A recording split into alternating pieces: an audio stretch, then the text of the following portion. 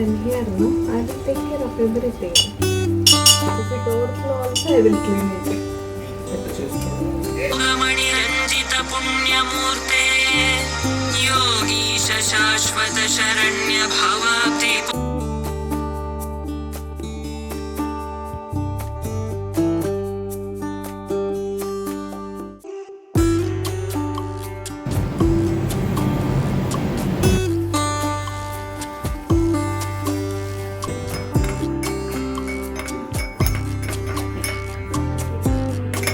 అది ఇంకా మామిడాకుల కోసం ఏం వెళ్తానులే, ప్రత్యేకంగా వెళ్ళలేదు. మా వారికి కూడా కొంచెం కోల్డ్గా ఉంది కదా. హలో అండి, నేను మీ Jyothi. Welcome back to my channel Kriti sweet home. ఎలా ఉన్నారు మీ అందరూ? బాగున్నారా? నేను చాలా బాగున్నాను.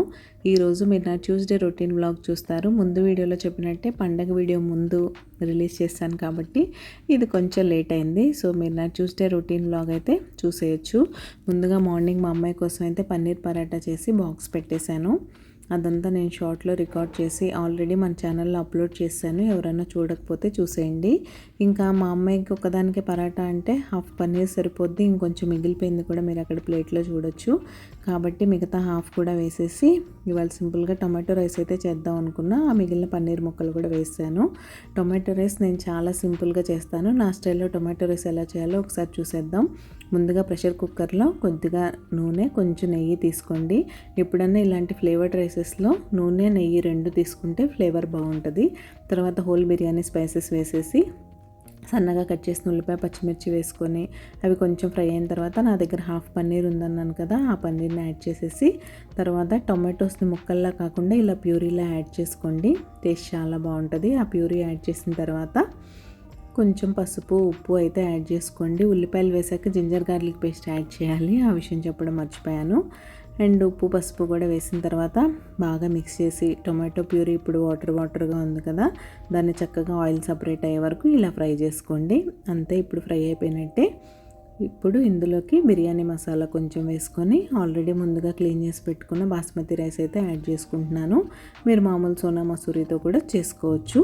బాస్మతి రైస్కి 1-1.5 వాటర్ వేస్తాం కాబట్టి మిక్స్ చేసేసి కాస్త స్పైసెస్ అన్నీ బిర్యానీకి పట్టిన తర్వాత 1-1.5, నేను 1.5 రైస్ తీసుకున్నాను కాబట్టి 2 గ్లాసులు వాటర్ అయితే వేసేసి ప్రెషర్ కుక్కర్ లిడ్ క్లోజ్ చేసేసి 2 విజిల్స్ ఇచ్చారంటే యమ్మీ టొమాటో పులావ్, టొమాటో రైస్ మీరు ఏదన్నా అనొచ్చు.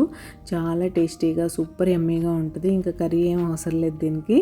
చక్కగా మీరు మామూలు రైతా కానీ, కుకుంబర్ రైతా కానీ దేంతో తిన్నా సరే టేస్ట్ వేరే లెవెల్లో ఉంటుంది. సో తప్పకుండా ఒకసారి ట్రై చేసి మీకు ఎలా వచ్చిందో నాతో చెప్పేయండి. అండ్ మీకు నా simple recipes, easy cooking and life style blogging ఎలా అనిపిస్తుంది? మీకు కనుక మన వీడియోస్ నచ్చుతున్నట్టయితే ప్లీజ్ లైక్ చేసి మీ ఫ్రెండ్స్ అండ్ ఫ్యామిలీకి షేర్ చేయండి. మీ లైక్ నాకు చాలా ఇంపార్టెంట్. మీరు లైక్ చేస్తే మన వీడియోస్కి రీచ్ పెరుగుతుంది. రీచ్ పెరిగితే ఇలాంటి మరిన్ని వీడియోస్ చేయడానికి బోల్డంత మోటివేషన్ అయితే వస్తుంది. సో తప్పకుండా ఒక చిన్న లైక్ ఇచ్చి వీడియో చూడడం కంటిన్యూ చేయండి. ఇంకా నచ్చితే హైప్ కూడా చేయండి. ఇంకా ప్రెషర్ కుక్కర్ 2 విజిల్స్ అయిపోగానే వెంటనే కాకుండా ఒక 10 మినిట్స్ వదిలేసి మీరు తీసారంటే మంచిగా రైస్ పొడిగా వస్తుంది. ఈ హండీ టైప్ కుక్కర్లో ఏంటంటే మీరు రైస్ తీస్తున్నప్పుడు కొంచెం మ్యాష్ అయినట్టు అయిపోద్ది లంచ్ బాక్సెస్ హడావుల్లో. అందుకని నేను కొంచెం పెద్ద ప్లేట్లో అయితే వేసుకొని నీట్గా మిక్స్ చేసుకొని ఇక్కడ లంచ్ బాక్స్ అయితే పెట్టేస్తున్నాను మా వారికి. ఇంకా లంచ్ బాక్స్ పెట్టేసి మా ఆయన్ని పంపించేస్తే నేను ప్రశాంతంగా నా మంగళవారం పూజ పూర్తి చేసుకొని ఈరోజైతే మొన్న తెప్పించాను కదా ఆ మొక్కల్ని పాటింగ్ చేద్దాం అనుకుంటున్నాను. సో ఆ పని కూడా ఉంది, మీతో షేర్ చేస్తాను. సో వీడియో చివరి వరకు మిస్ అవ్వకుండా చూడండి. మంచి విషయాలు మాట్లాడుకుందాం.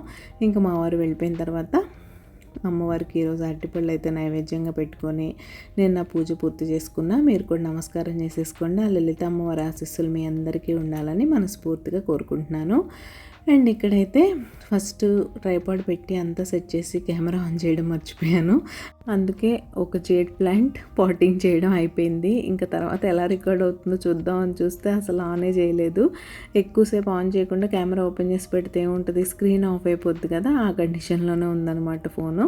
ఇంక ఇప్పుడు చూసుకొని మళ్ళీ స్క్రీన్ అయితే ఆన్ చేశాను. ఈ గార్డెనింగ్ అనుకుంటాం కానీ ఇంట్రెస్టే కానీ కొంచెం ఓపెన్ ప్లేస్లో నేలలో చేస్తే ఈజీ అనిపిస్తుంది నాకు. ఒకటి ఇలా కుండీల్లో చేయడం, 2 కంజెస్టెడ్ ప్లేసెస్లో చేయడం, ఇంకా మన ఇష్టాన్ని చంపుకోలేక ఇవన్నీ చేయడమే తప్ప లేకపోతే మొక్కలతో మామూలుగా ఉండదు అసలు. నేను చెప్తున్నాను కదా, కొంతమంది ఏంటంటే మీకు అక్కడే నర్సరీలో ప్లాంట్స్ కొనేసుకొని అక్కడే పాట్ చేయించుకొని తెచ్చేసుకుంటారు. కాకపోతే యూజువల్గా ఈ ఉర్వాన్ నేను తెప్పించాను అన్నాను కదా, వీళ్ళు ఏం సజెస్ట్ చేస్తారంటే, నేను ఇప్పుడు హోల్డ్ చేయడానికి కూడా రీజన్ అదే, 2-3 డేస్ ప్లాంట్ మీ ఇంటికి వచ్చేయగానే అది నర్సరీలో ఉన్న వెదర్ కండిషన్ ఏదైనా సరే మన ఇంట్లోకి సడన్గా మన బాల్కనీలోకి వచ్చిన తర్వాత ఎంతో కొంత డిఫరెన్స్ ఉంటుంది కదా. సో ఫస్ట్ ప్లాంట్ని మన వెదర్ కండిషన్కి, మన ఇంట్లో పరిస్థితులకి అడ్జస్ట్ అవ్వనివ్వాలి. ఏంటి, ఆ గ్రో బ్యాగ్లోనే ఉంచి, ఆల్రెడీ మనం బ్యాగ్స్లో తెచ్చుకుంటాం కదా, దానిలోనే ఉంచి మీరు వాటరింగ్ చేస్తూ సాయిల్ డ్రై అయినప్పుడు 2-3 డేస్ మన ఇంట్లో దాన్ని అడ్జస్ట్ అవ్వనిచ్చి అప్పుడు పాటింగ్ చేస్తే బాగుంటుందని చెప్తారు. నేను ఇక్కడ ప్లాంట్స్ కొంటున్నప్పటి నుంచి అదే ఫాలో అవుతాను. నేను ఒక్కొక్కసారి ఆత్రంగా చేసేస్తానులేండి, కానీ నేను చాలాసార్లు డిఫరెన్స్ అయితే అబ్జర్వ్ చేశాను. అలా హడావుడిగా పాటింగ్ చేసేసినప్పుడు కొంచెం దానికి సెటిల్ అయ్యే టైం ఇచ్చి పాటింగ్ చేసినప్పుడు డిఫరెన్స్ ఉంటుంది. అండ్ ఈ క్రోటన్స్ 2 కాంబోలు తెప్పించాను కదా, ఆ 2 ఎలాగో చిన్నవే కాబట్టి ఇది ఇలా పొడవుగా ఉండే పాట్ అనమాట. సో అందులోనే బోత్ సైడ్స్, అటు సైడ్ ఒకటి ఇటు సైడ్ ఒకటి ప్లాంట్ చేసేసాను. చూద్దాం ఎలా గ్రో అవుతాయో, ఎలా పెరుగుతాయో. ప్రస్తుతానికైతే ఇవి నేను పాట్ చేశాకనే ఆ రోజు నైట్ నుంచి నెక్స్ట్ డే నైట్ వరకు వర్షం పడుతూనే ఉంది కాబట్టి ఫ్రెష్గానే ఉంది. ఒకరోజు బాగా ఎండ వస్తే వీటి పరిస్థితి ఎలా ఉంటుంది ఏంటి అనేది చూడాలి.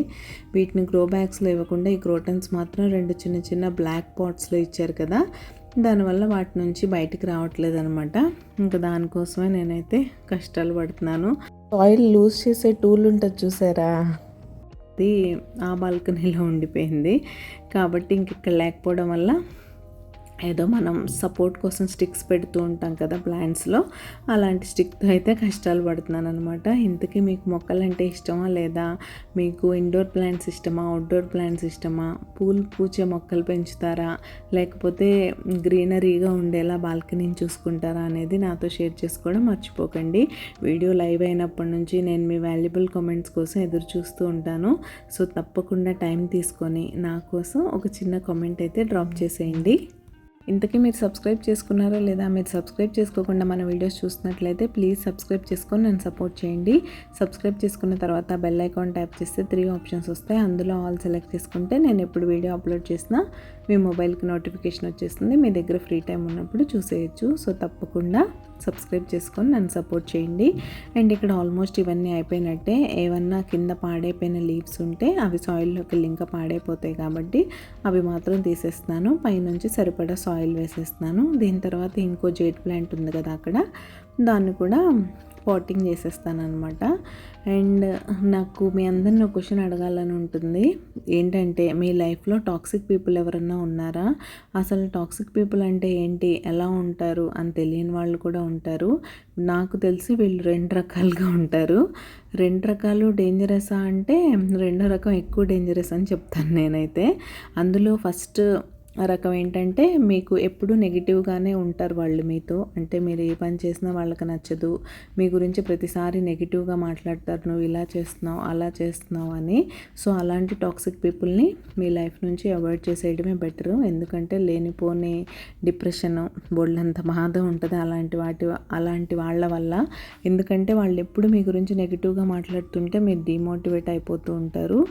ఇది ఒక రకం. వీళ్ళని జస్ట్ మనం అవాయిడ్ చేస్తే సరిపోతుంది. మోస్ట్లీ ఇది బయట వాళ్ళు ఉంటారు, ఫ్రెండ్స్లా ఉంటారు. అండ్ వాళ్ళు చూడ్డానికే తెలిసిపోతుంది మీతో బాగుండరు, మిమ్మల్ని ఎప్పుడు క్రిటిసైజ్ చేసి మాట్లాడుతూ ఉంటారు. మిమ్మల్ని నవ్వుతూ రిసీవ్ చేసుకోవడం అలా ఏమి ఉండదు, ఎప్పుడు మీ గురించి నెగిటివ్గా మాట్లాడుతూ ఉంటారు. 2వ రకం ఏంటంటే, ఎక్కువ మంది మన ఫ్రెండ్స్, క్లోజ్ రిలేటివ్స్ అలా ఉంటారనమాట. పైకి నవ్వుతూ మాట్లాడుతూ ఉంటారు బాగా, కానీ వాళ్ళకి ఏదో ఒక ఇది ఉంటుంది అనమాట మీ మీద. దాని గురించి ఇంకా వీళ్ళు డైరెక్ట్గా వాళ్ళలాగా నెగిటివిటీ స్ప్రెడ్ చేయరనమాట. బాగానే మాట్లాడుతున్నట్టు ఉంటారు, మీరు చేసే పనులన్నింటికి పొగుడుతున్నట్టు ఉంటారు, మీరంటే ఇష్టం అన్నట్టు ఉంటారు.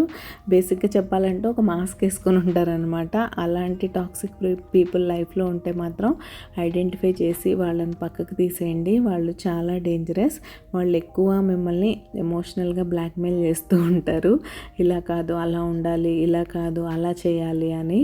సో మీకేం అవసరం, మీరేం చేయాలనుకుంటున్నారు అనేది మీరు ఇండివిజువల్గా డిసైడ్ చేసుకుంటూ ఇలాంటి టాక్సిక్ పీపుల్ని లైఫ్లో ఎంత అవాయిడ్ చేస్తే అంత బాగుంటుందని నా ఫీలింగ్. మీరేమంటారు, మీకేమనిపిస్తుంది ఈ టాపిక్ మీద అనేది నాతో చెప్పండి. నేను ఇది ఎప్పటి నుంచో క్యాజువల్గా మాట్లాడాలని అనుకుంటున్నాను, ప్రతిసారి మిస్ అయిపోతూ వస్తుంది. ఈరోజు ఏంటో అలా గుర్తొచ్చింది, చెప్పాలనిపించింది, చెప్పాను. మీ లైఫ్లో అలాంటి పీపుల్ ఎవరైనా ఉంటే నాతో షేర్ చేసుకోండి. అండ్ ఇక్కడ సెకండ్ జేడ్ ప్లాంట్ కూడా అయిపోయింది. అది ఆల్రెడీ అక్కడి నుంచి వస్తున్నప్పుడే ఇలా సైడ్కి వాలిపోయినట్టు వచ్చింది కాబట్టి దానికి కాస్త స్టిక్ అయితే సపోర్ట్ పెట్టాను. ఇంకా పెద్ద ప్లాంట్ ఒకటి ఉంది కదా, ఒక క్రీపర్, ఇంకా దాన్ని కూడా పాట్ చేయాలి కాబట్టి ఇంకా సాయిల్ మిక్స్ చేస్తున్నాను. ఇక్కడ ఉన్నది సరిపోద్దా లేదా అని.